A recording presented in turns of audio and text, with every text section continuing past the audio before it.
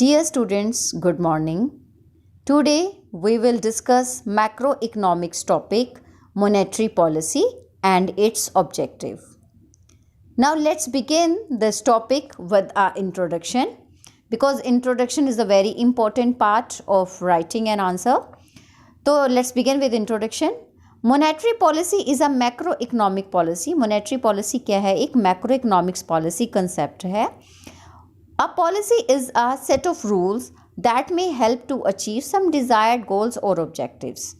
As you know students, हम policy क्यों frame की जाती है कि कुछ डिज़ायर्ड गोल्स और ऑब्जेक्टिव्स को गेन करने के लिए पॉलिसी को फ्रेम किया जाता है. इकोनॉमिक पॉलिसी इन्वॉल्व्स, लेकिन हम जो ये पॉलिसी पढ़ रहे हैं किस कॉन्सेप्ट में पढ़ रहे हैं? इकोनॉमिक में. तो economic policy involves the manipulation of different economic variables like supply of money, rate of interest, price level, income, employment etcetera. कि इकोनॉमिक्स में हम सभी चीज़ों के बारे में पढ़ते हैं. पॉलिसी इनको सेट करने के लिए पॉलिसीज़ को फ्रेम किया जाता है. ठीक है. Now let's come to the main point, that is the meaning of monetary policy. Monetary policy means control the flow of money in the market to attain some objective. कि कुछ objectives को gain करने के लिए money को market में क्या करना पड़ता है? कंट्रोल करना पड़ता है. These definition या these words in a very simple language, but in a broad sense you can say monetary policy includes all monetary fields of economic activities and the problems of monetary management. कि monetary management से related जितनी भी problem आती हैं वो इसमें solve की जाती हैं. किस में? monetary policy से solve की जाती हैं. Now we have a one definition according to C.K. John. C.K. John ने हमें एक broad definition दी है. आप economics की books में check कर सकते हैं. What is according to C.K. John, monetary policies will consist of the decision of the government. कि किसके decision होते हैं? ये government के decision होते हैं and the central bank which affect the, जो किसको affect करते हैं? Composition of the money supply and the size of distribution of credit, जो credit के size को, उसके distribution को affect करते हैं. The level and the structure of interest rate, level and structure of the interest rate, and of these variables on the factors determine price output.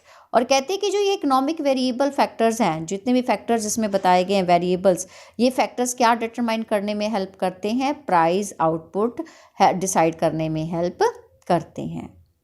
Now what is the monetary policy objectives? We have 5 objectives. First one is price stability.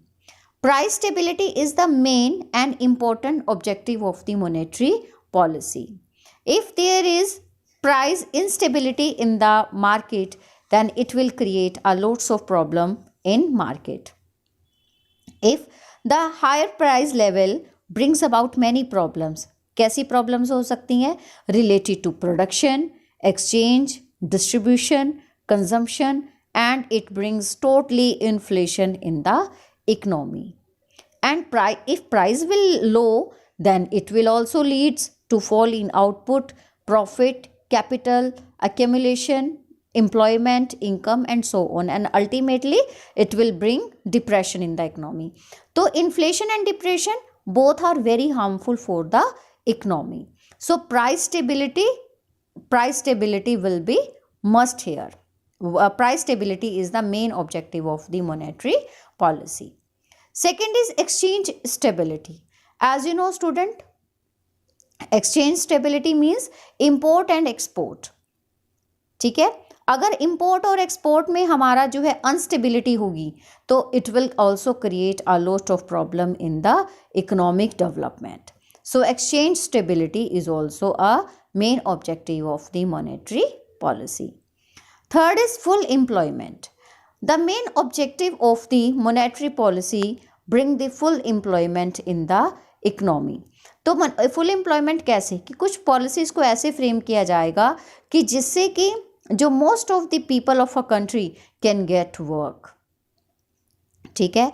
जब उन्हें work मिलेगा तो obviously जब work होगा उनके पास output level increase होगा, output increase होगी तो इनकम इंक्रीज होगी, इनकम इंक्रीज होगी तो उनका स्टैंडर्ड ऑफ लिविंग इम्प्रूव होगा और ultimately it will create a full employment in the economy. Third one is, fourth, economic growth. Economic growth is also in the same way. Economic growth is also the most important objective of the monetary policy. If there is economic growth in the country, ultimately it will bring the development in the country. It will control the inflation and depression problems. So economic growth is very much important objective of the monetary policy. Fifth is balance of payments equilibrium. Balance of payments is also is a very important objective of monetary policy. If there is unbalanced in the economy, it will create a lot of economic problem for the country, for an economy. So balance of payments is also the main objective of the monetary policy. Thank you student. I hope आपको ये topic कुछ समझ आया होगा. Thank you for watching.